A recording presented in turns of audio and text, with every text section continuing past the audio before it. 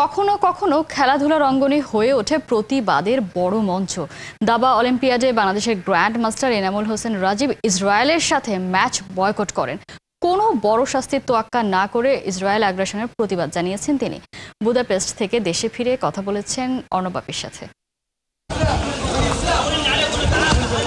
Israeli বর্বর আগ্রাসনে অসংখ্য মানুষের জীবন হয়েছে বিপন্ন।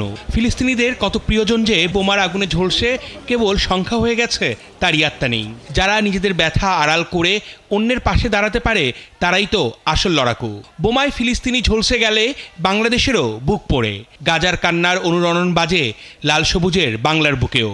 বুদাপেস্টে দাবা অলিম্পিয়াডের 10ম রাউন্ডে ওপেন বিভাগে ইসরায়েলের বিপক্ষে ম্যাচ বয়কট করেছিলেন গ্র্যান্ডমাস্টার এনামুল হোসেন রাজীব। ইউক্রেন যুদ্ধের কারণে রাশিয়াকে ব্যান করা হয়েছে, তাই আমি মনে করি যে একই কারণে ইসরায়েলকেও ব্যান করা উচিত অথবা রাশিয়াকে খেলতে দেওয়া উচিত। যে কোনো একটা পলিসিতে আমি মনে করি যে তাদের থাকা উচিত আর কি।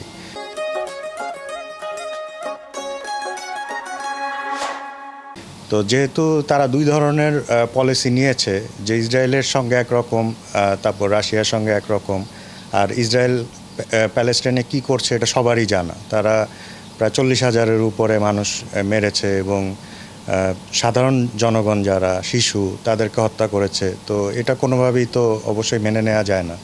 তো সে কারণেই আর কি আমার প্রতিবাদটা ছিল। এই প্ল্যাটফর্মে এরকমভাবে প্রতিবাদ করার জন্য তো একটা সাহস দরকার হয়, কারণ আপনার এগেনস্টে তো ইন্টারন্যাশনাল দাবা ফেডারেশন কোনো একটা স্টেপ নিতে পারে। সেই সাহসটা আপনি দেখালেন কিভাবে? আমি আসলে সবসময় যেটা মনে করি যে সঠিক, আমি সেই কাজটা করার চেষ্টা করি। সেটার কনসিকুয়েন্স নিয়ে আসলে কখনোই অত বেশি আমি চিন্তা করি না। যেমন বাংলাদেশ দাবা ফেডারেশনের ব্যাপারেও আমি প্রতিবাদ করেছি। আমার খেলোয়াড়ি ক্যারিয়ার বলা চলে অনেক ক্ষতিগ্রস্ত হয়েছে। তো এখানে আমি মনে করেছি যে আমার এটা করা উচিত। যে আগ্রাসন ইসরায়েলটা দেখাচ্ছে সেটা কোনোভাবেই কাম্য নয়, সেটাই তো। সেটা তো অবশ্যই। এখন যে কোনো আগ্রাসনই বা যে কোনো মানুষ যেখানেই মৃত্যুর সম্মুখীন হচ্ছে পলিটিক্যাল কারণে, আমি কোনোটাকেই সাপোর্ট করি না। বাংলাদেশের মানুষেরও কিন্তু আপনার প্রতি একটা সমর্থন মিলেছে। অবশ্যই এটা আমার জন্য একটা বড় সাপোর্ট।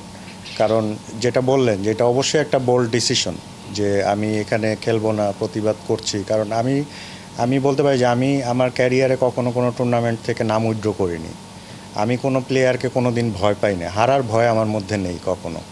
হ্যাঁ, আমি সবসময় খেলা চালিয়ে গেছি, এটাই আমার সবসময় মোটো। তো সেখানে এসে আমি যেহেতু এরকম একটি ডিসিশন নিয়েছি এবং পরবর্তীতে যখন দেখেছি যে না, দেশের মানুষজন আমার পক্ষে সমর্থন দিয়েছেন, তারা অবশ্যই সেটা আমার জন্য একটা বড় পাওয়া ছিল এবং আমি তাদেরকে ধন্যবাদ জানাই তাদের এই সাপোর্টের জন্য। অবশ্যই এই সাহসী সিদ্ধান্তের জন্য ধন্যবাদ। ক্রীড়াই সবাইকে সম্প্রীতির বন্ধনে আবদ্ধ করে, ক্রীড়ার মাধ্যমেই নতুন সম্পর্ক তৈরি হয়। আবার খেলাধুলার মঞ্চই কিন্তু হয়ে উঠতে পারে কোনো অন্যায় অবিচারের বিরুদ্ধে প্রতিবাদের ভাষা, যেটা দাবা অলিম্পিয়াডে করে দেখিয়েছেন এনামুল হোসেন রাজীব। অর্ণব বাপি, ৭১, ঢাকা।